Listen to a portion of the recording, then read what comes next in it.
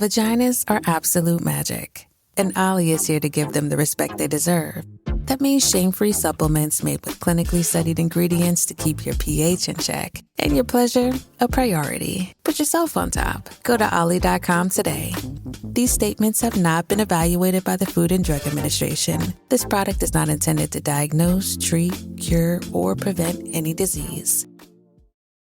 I'm Josh Klein. And I'm Elise Hugh. We host a podcast from Accenture called Built for Change. Every part of every business is being reinvented right now. That means companies are facing brand new pressures to use fast evolving technologies and address shifting consumer expectations. But with big changes come even bigger opportunities. We've talked with leaders from every corner of the business world to learn how they're harnessing change to totally reinvent their companies. And how you can do it too. Subscribe to Built for Change now so you don't miss an episode.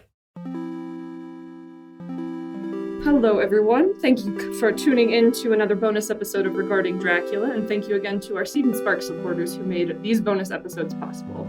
I am here with the one and only Matt Kirkland. Would you call yourself a founder of Dracula Daily? The person who accidentally started it. The Instigator? The Instigator. Oh, I like that. Instigator, yes. Coming to you actually in the same room at the beautiful Boulder Public Library because Matt is on tour promoting the Dracula Daily book. That's right. That's very exciting. I'm very excited to be here. Thanks so much. This isn't the first time you've published a book, though. It's the first time I've published it with such an audience who's ready. The other things I've done have been self-publishing where I became the publisher myself. Yeah, actually would love to talk about this. You've done a lot of projects. Let's see. The publishing that you're talking about is you've cataloged the works of a little-known novelist named Charles Williams, who I believe was one of the Inklings, right? He was. So British guy, 20th century, lived in Oxford at the same time as C.S. Lewis and J.R.R. Tolkien, and was in that same group of writers who would workshop their stuff together and influence each other quite a bit. And they called themselves the Inklings. The Inklings, yes. If I'm right. Mm-hmm. Okay, yeah, good. Of course, yes. You've also done Local Crush, which is a traveling penny crush machine that goes around your hometown. Yes, that one we just officially launched in August, and so it's at its second location now. Oh, yeah. Who designs the pennies?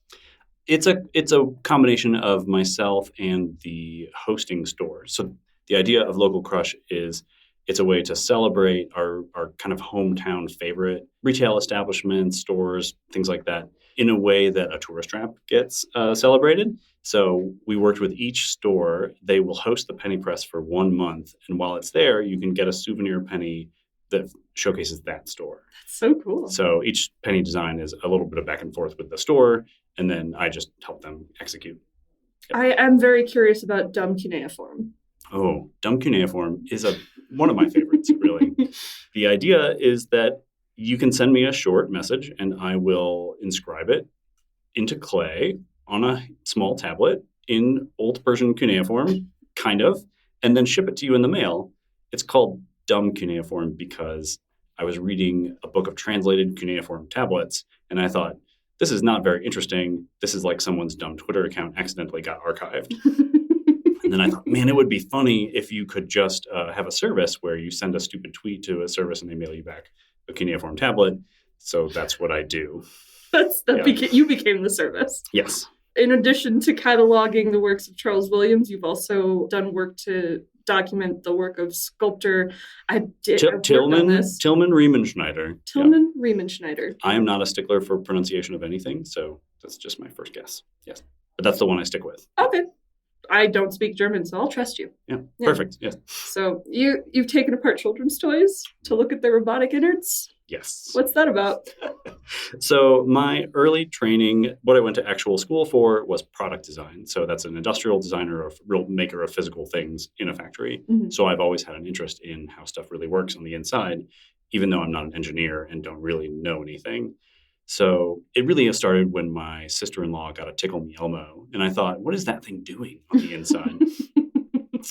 So I decided to go to thrift stores, buy articulated children's toys. So like a stuffed animal that can walk and talk and sing or something like that. And just rip off all of its skin and stuffing and see what kind of horrifying secret robot was underneath. And then I made a webpage that does a little before and after of that. So you see the fluffy, friendly outside and then the terrifying robot that's lurking on the inside. I have seen some of these pictures. They are, in fact, horrifying. Yes. You also do your own art and design work on top of all of that. I have to ask if all of these projects have a common thread.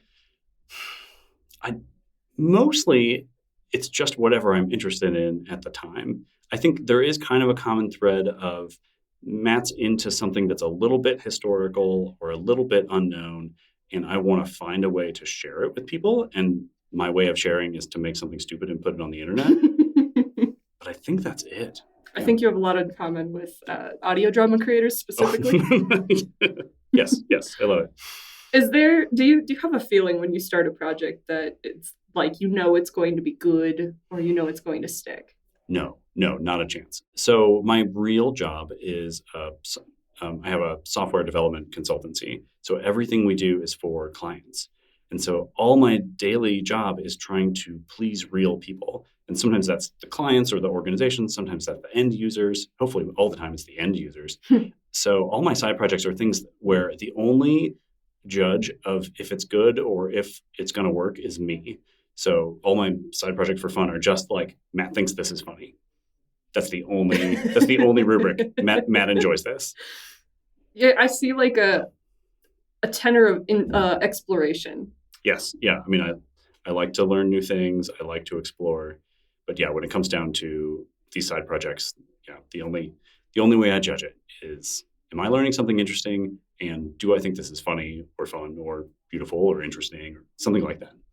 That's beautiful. I also like with all of these projects that you do, on top of all of that, you are a prolific reader. You list all of the books that you've read on your blog, which I went back and I counted, and it looks like you're up to 34 this year. Oh, no. I mean, that's impressive. I haven't read 34 books this year. Well, I'm maybe not a super attentive reader, which is why I started a website to kind of track them. And actually, it basically just works like Goodreads, except for I'm the only user. So another theme of like this only exists because Matt wants it to be there. Yeah, but I love reading. It is my like main, form of entertainment. But outside of like starting a new project. Yes, sure, that too. Absolutely. What is it that you like to read? It looked like, just a cursory glance over your blog, that there was a really wide variety of genres and topics. Yeah. My real kind of love that I go back to is really like 19th century British stuff. Like I love Charles Dickens. I've gotten very obsessed with Anthony Trollope, I think is how you say his name, which I've read a lot and I should learn how to say his name. I love the Russian writers of that time period. I think those are really fun. But I love sci-fi for the kind of ideas that are in sci-fi, and it's hard to turn down a fantasy novel when it comes really highly recommended. And I really love memoirs of exploration where the explorer comes off looking like kind of a jerk. Like self-written memoirs. Yes, yeah. So basically like, any British person from 150 years ago and their memoir of exploring someplace, they always come off like not very respectable people. Boy, are you on the right podcast for appreciating Victorian novels. Yes. Mm-hmm. You've told this story before, but we'd love it if you tell why you picked up Dracula in 2020. Oh, absolutely. So in 2020, like a lot of people, I was spending a lot of extra time at home, and I had limited access to my local library. So I was just reading my own bookshelves a lot, and I picked up Dracula. I had an old copy of Dracula that I had clearly read before, but didn't remember very well. It must have been a decade or more.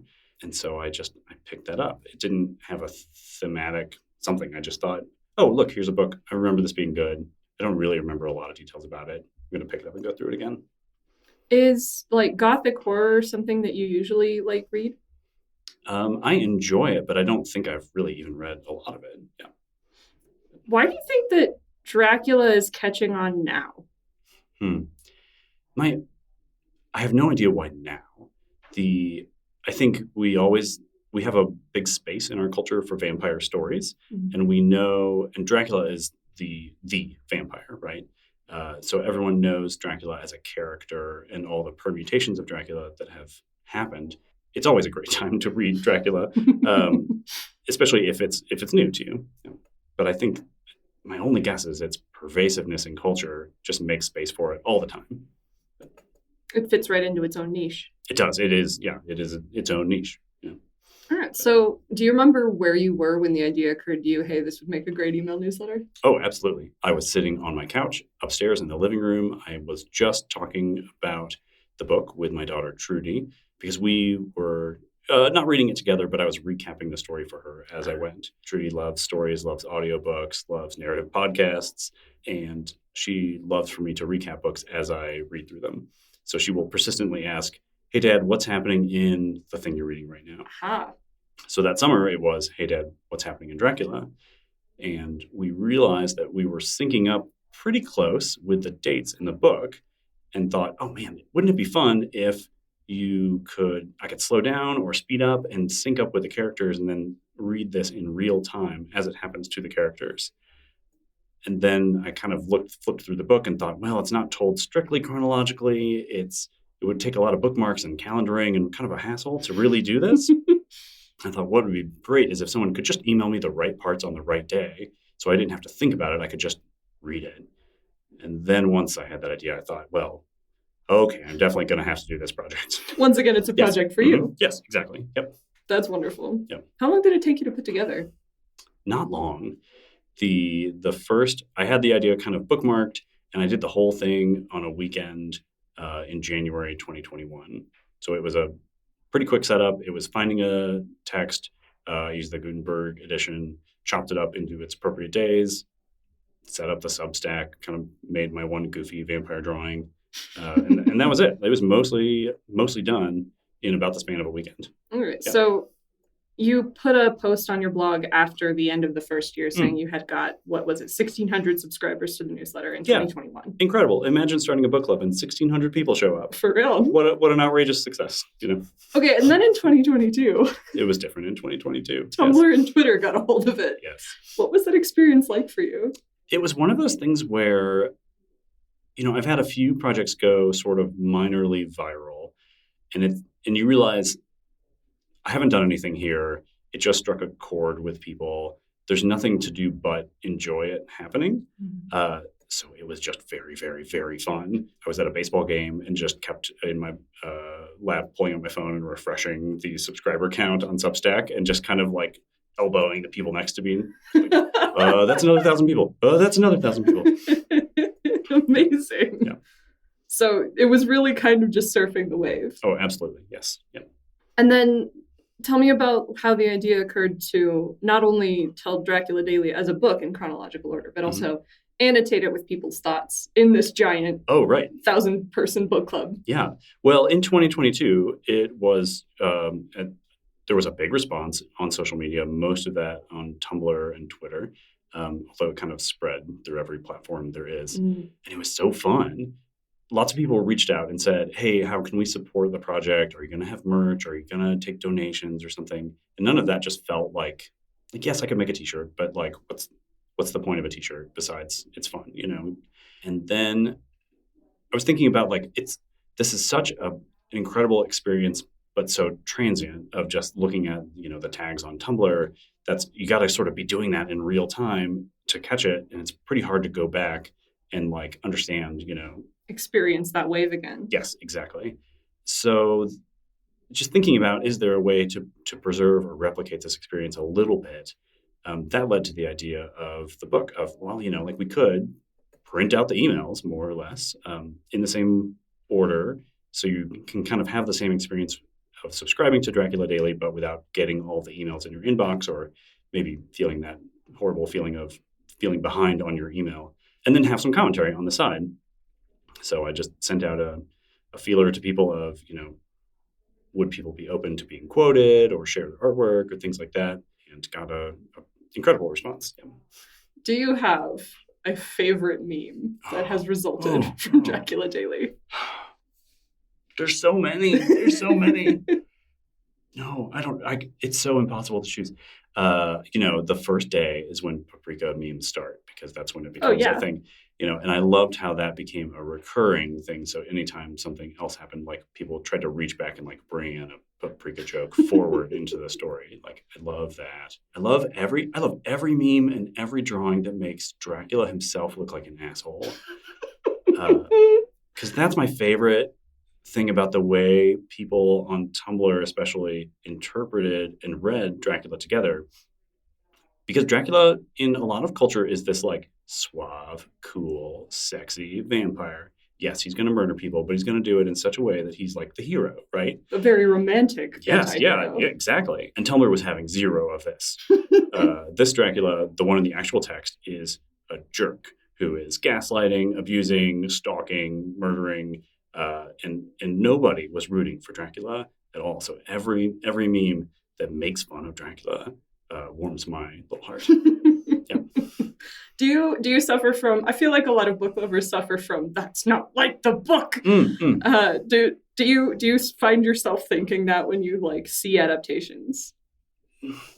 In adaptations of classic things, yes, because it's not that I'm a stickler for doing things right or following the rules, but if you've engaged in reading a book, there's probably something in there that like responded to you, and seeing that thing represented wrong hurts.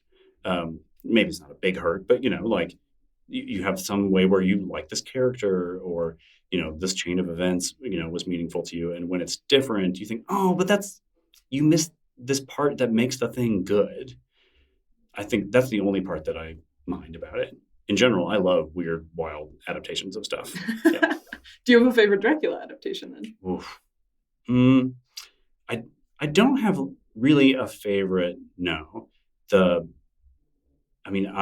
like all the ways Dracula gets leaked into popular culture. Not leaked, just shared and evolves and things. I mean, my favorite vampire is for sure the Count from Sesame Street. Oh well, yeah. Obviously. And he's in a direct line where he's got the cape, he's got the widow's peak, like he's like the Muppet Bela Lugosi. So he's my favorite. That's beautiful. So Dracula's perfect for this kind of epistolary novel in your inbox kind of format. Yeah. And it spawned a lot of like imitators or maybe appreciators of the format. Yes, you have like letters from Watson, and I personally subscribe to Whale Weekly. Oh, same. Yes, yeah. Got a new one today. Yep. Why did Dracula catch on in a way that none of these others did? I think Dracula is just suited really well for it along a couple of axes. So first, it's got cultural cachet. Like we know Dracula the character, we know vampire stories. Second, there's a lot of variety in the missives that you get. So you get different characters writing in with their viewpoints. A lot of them are short, so you can get a small dose. So some of the books that people have tried to adapt for this format just aren't natural fits. Like Whale Weekly's doing a great adaptation where they're doing a ton of research and planning and trying to make like, all right, how does Moby Dick get told in real time? I mean, Dracula, you've got long sections too, but it's easy because I'm just posting them on the dates that's already in the text. But those are my only guesses. I think it's all fun, and I love like reading serially. I think it's a riot. But yeah, beautiful. I could say for the record, I am a super fan of every classic novel serialization that's happening. There's no part of me that's envious or feels left out or anything. Like I 200% endorse every one of these projects. Well, then very, very maybe like self-centeredly, I would like to know what went through your mind when Tal approached you with the idea of making this into an audio drama. Oh, yeah. I got Tal emailed and said, hey, we're thinking about doing this audio drama. Here's our credentials. We're going to do a good job. What do you think?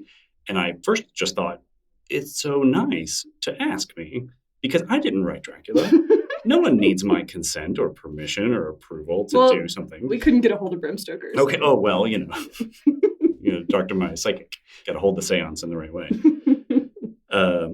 So mostly I just felt complimented. And then I got excited because I like audio dramas and I love podcasts and thought, wouldn't that be so cool? Yeah. I loved it. That's wonderful.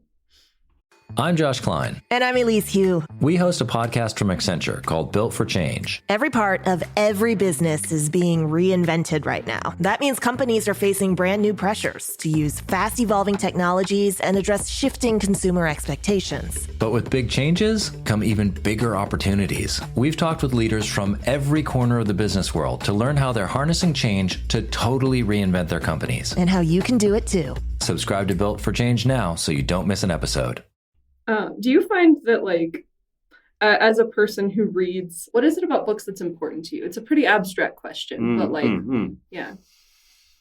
There's so many things. I think in some way I'm still kind of entranced by the magic of someone having a thought and writing it down, and then it can travel across time and space, and then I can have that same thought, or maybe depending on your like literary theory, a similar or related thought. But that's why I was looking back at cuneiform tablets, because I was like, what's the oldest thing where I can have this connection with like another human, where they can have this idea and then try and communicate it across like space and time to me. I love that. I love the imaginative worlds of it. Like I just like everybody, like you can just kind of fall into a good book and disappear, and you're there and you forget where you are in physical space, and you look up and you don't know what time it is or how long you've been in that room or which room you're in the first place. I love that. Yeah. Reading is great. There's a lot to like. Yeah. Given the number of books that you have read, it might be a cruel question to ask, but do you have favorites? I have favorites in that I have books that I come back to. Well, I have books that I just loved, and I have books that I reread frequently. Yeah, absolutely. And I have books that I hate, and I have books that I don't finish. And I'm not a stickler. I am not a stickler for finishing books. I have no obligation to like finish a book I'm not enjoying, whether it's like I think it sucks or it's not right for me at that time, anything like that. But yeah. What are the books you find yourself returning to? I love Moby Dick. It's really like a top tier favorite, and I come back to that a lot because it's just enjoyable.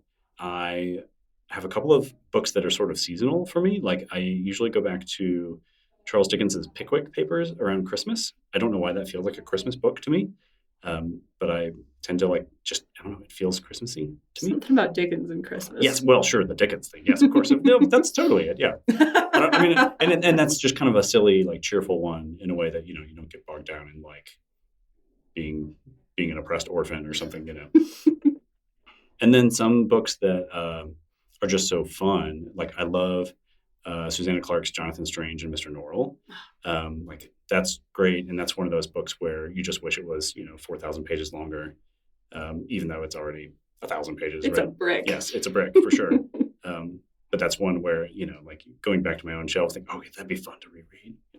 Oh, that one especially is very much written in the style of those 19th century novels too. Yes, it's very like pastiche of that era, in I think a really lovely way. Yeah. What is it about the language of those? Like what draws you in about that time period? I don't know. I don't have any like affection for the like politics or costuming of the era or anything like that. I think it feels like a generous way to write for a reader, in that the sentences can be so complicated. They can have these like jokes that have like paragraph long payoffs at the end. And it feels like there's a lot of work from the author that's set up as a gift to me as a reader in that kind of language. I might be projecting there. Maybe that's just how they all spoke in daily life, but it just feels like effort. Like, man, Charles Dickens put a lot of work into these, and they're great. I like the word that you use the word generous. I feel that way about real writers, that there are books where you think this person tried their best and they put all they had on the page. And then there are books where you think, this person gave me a gift. And I don't know how the difference is, but there's ones where I just like, I have to put it down and like write a thank you note. I don't actually do that, and I should, but yes. Thank you notes to authors living and dead. Yes, right. It's something I've considered that I should do more of. But well, that actually leads me into the next question, which is, do you have a next project in mind? What's next? I have a couple of things in the works. Nothing that directly follows on from Dracula Daily. Like there's no kind of like natural step 2 to this. It doesn't seem like there's a lot of connecting threads between your projects. That's true, yeah. And partly because they only exist to just satisfy my own curiosity or because I think they're fun. Trudy and I are working on an interactive story that might get presented in some kind of like a transmedia format. I don't want to give away too much until we do it. My son and I are working on a climate-related advocacy thing that we'll see if we can get that across the finish line. But my big goal for 2023 was to stop starting new projects. How's that going for you? Just this year. Oh, badly. Yeah. Yeah, very badly. But I thought with the book coming out, I knew I wanted to like do things to support it, and thought this would be a lot harder if I had some other new project cooking. But I like that you are sharing these projects with your son and daughter. Mm-hmm. They're both very smart, wonderful humans. I also like have side projects growing with my wife, Erica. Like she's the driving force behind the Penny Press, 100%. Like I'm 100% like a supporting role in that. But yeah, it's lovely that as the kids have grown, they are these creative forces of their own, and I love working on projects with them. Yeah. What do you like about projects that you do for yourself, and what do you like about projects that you do collaboratively? So much of my real work is collaborative.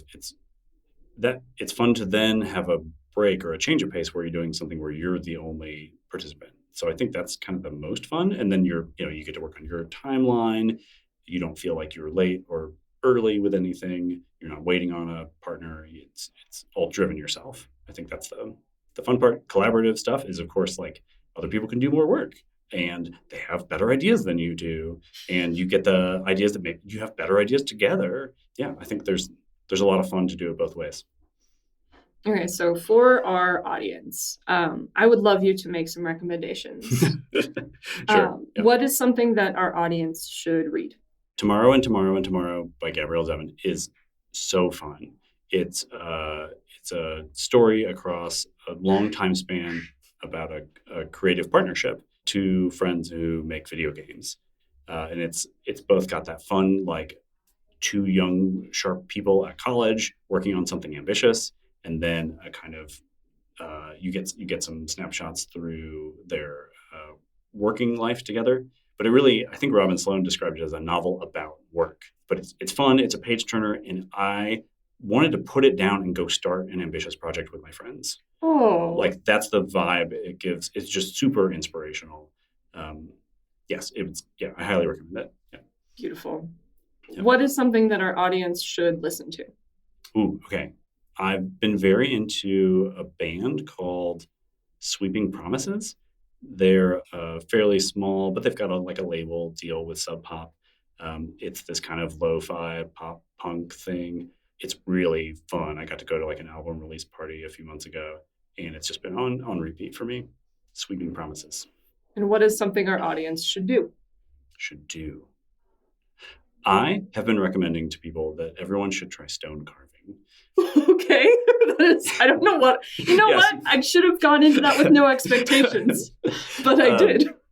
I took a couple of stone carving classes, and my wife says this is like the dorkiest thing that I do. But I find it really compelling and really interesting to like apply a little force and time at a stone and then have it like sort of look like something when you're done.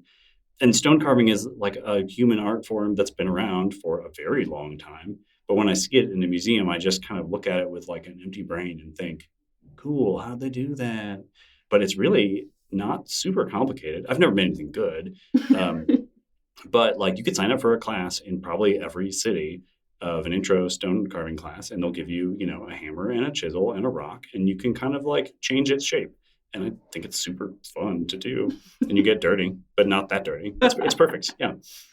Beautiful.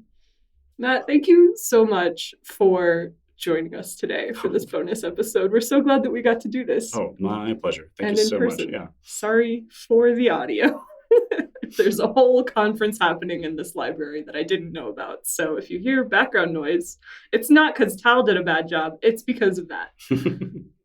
All this to say, if people want to know what your next project is, what you're doing next, or where we could find you touring with Dracula Daily, the book, Yes. where should they go? Too many places. The easiest and most consistent is I have a separate email newsletter for Studio Kirkland, which is kind of our house brand that covers the weird projects that we do as a family. So that's studiokirkland.substack.com, but there's also studiokirkland.com. My personal website has a bunch of stuff. One of those is going to cut it. You got it. Yep. Links in the show notes. Perfect. Well, thank you so much for joining us. Thank you. Yeah. It's been great. Thank you all for joining us for this special bonus episode. This has been an interview with Matt Kirkland, Dracula Daily Instigator. Check out all of his projects at mattkirkland.com. We'd also like to give a special thanks to the Boulder Public Library for providing a room for Hannah and Matt to record in. And I'm sure a very good conference as well. This bonus episode was made possible by our crowdfund supporters. It featured editing by Tal Minear and was produced by Ella Watts and Pacific S. Obadiah, with executive producers Stephen Indrisano, Tal Minear, and Hannah Wright. It has been, as always, a Bloody FM production.